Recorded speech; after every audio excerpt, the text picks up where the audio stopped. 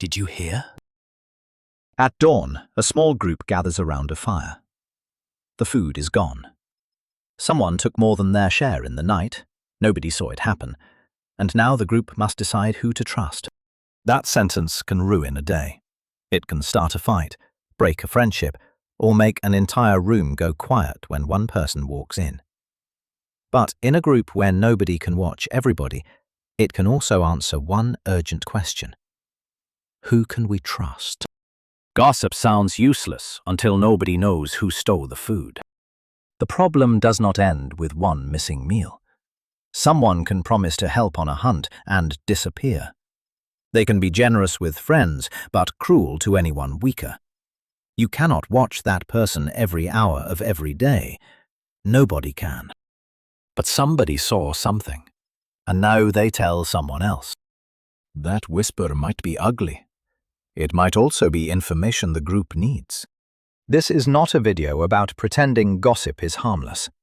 It can be false, strategic, cruel, and devastating. But researchers have asked whether gossip also does something much more important, whether it helps people build trust in groups that are too large and complicated for direct experience alone. And one influential idea goes even further. It suggests that talking about other people may have helped human social life scale up in the first place. To see why, start with something that looks nothing like gossip. Grooming. If you watch many primates, you see them picking through one another's fur. It looks like hygiene, and sometimes it is. But grooming is also social. It creates bonds, eases tension, and helps maintain relationships. In a primate group, who grooms whom can matter. The problem is that grooming is slow. One individual has only so much time and only so many hands. You can groom one partner closely, maybe a small cluster, but you cannot physically groom 50 friends at once while also looking for food, protecting children, and sleeping. Robin Dunbar, an evolutionary psychologist and anthropologist, made a famous proposal. Perhaps language became a kind of vocal social grooming. Instead of spending all day picking through fur, humans could sit near one another and talk. One speaker could reach several listeners. A group could bond while cooking, walking, resting, or watching for danger. In that idea, gossip is not just celebrity drama before celebrities existed. It is the part of conversation that tracks relationships, who helped whom, who fought, who can be trusted, who is allied with who might be a problem. It is an elegant theory, but it is still a theory.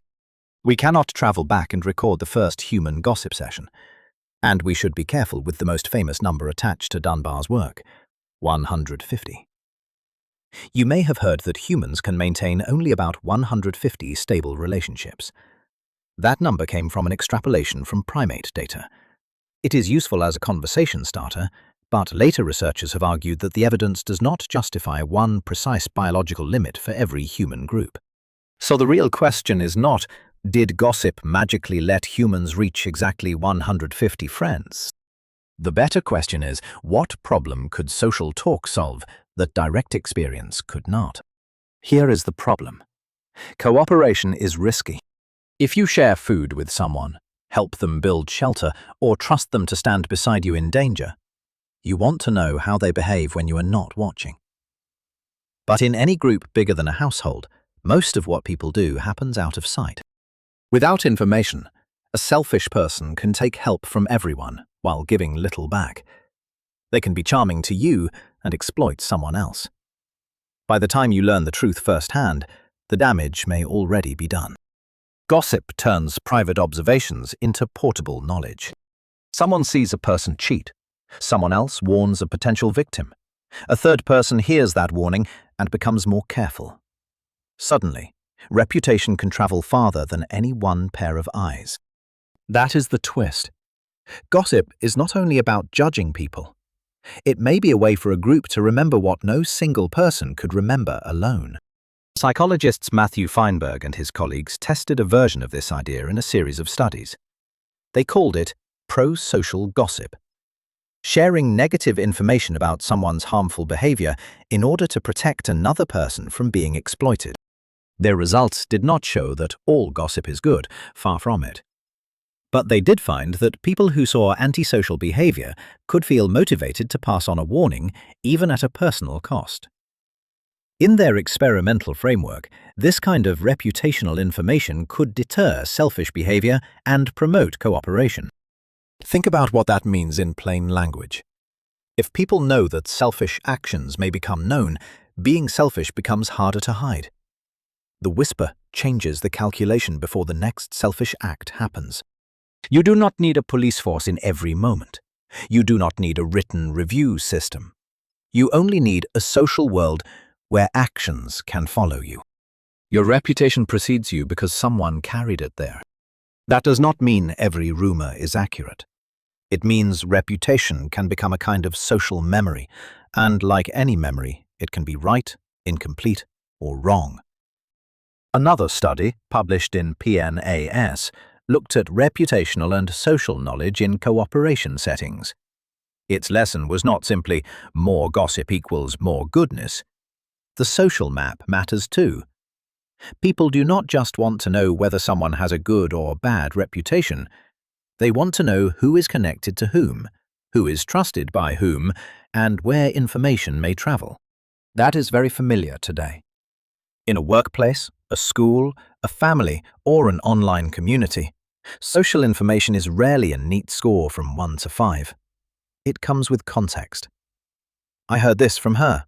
He worked with them. They always show up for their friends. Be careful. 3 people had the same problem. Our ancestors did not have group chats, but they had the same basic problem. How do you choose whom to trust when your life overlaps with people you cannot fully observe? Modern mathematical models push the idea one step further. Under particular assumptions, gossip can help a population reach enough agreement about reputations for cooperation to become more stable. Notice the careful words, under particular assumptions. Models are not time machines. They show how a mechanism could work. They do not prove that one mechanism explains all of human history.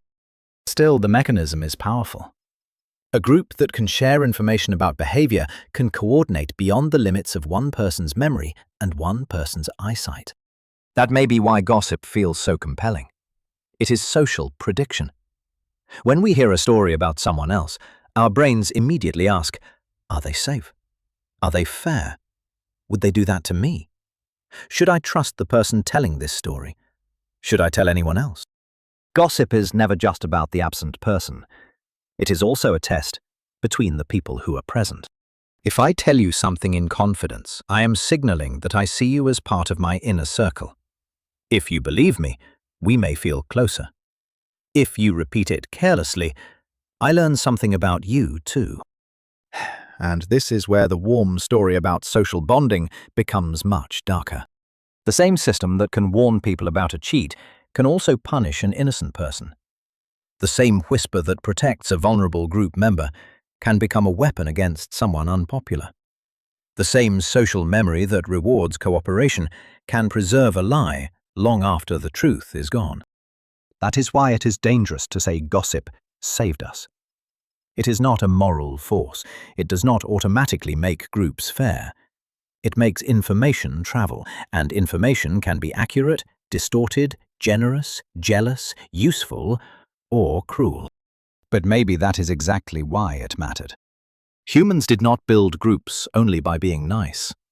We built them by constantly tracking relationships, obligations, trust, status, betrayal, loyalty, and danger. We built a shared picture of who people were supposed to be. Gossip may have been one of the oldest ways to update that picture. So why do humans gossip? The best honest answer is that there is no single proven evolutionary reason. People gossip for many reasons: curiosity, entertainment, bonding, anxiety, competition, warning, and sometimes cruelty. But the evidence supports a deeper possibility. Sharing reputational information can help people avoid exploitation and, in some conditions, support cooperation.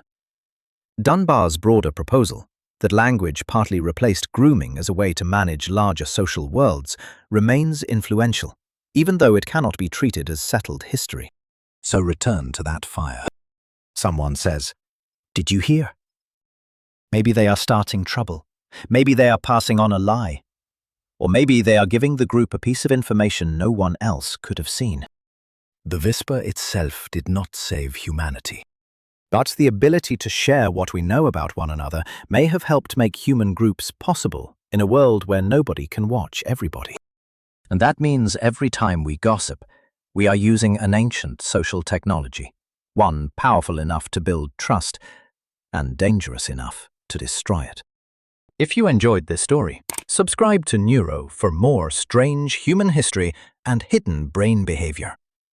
Tap the bell so you do not miss the next one, and share this video with someone who would enjoy it. Thanks for watching.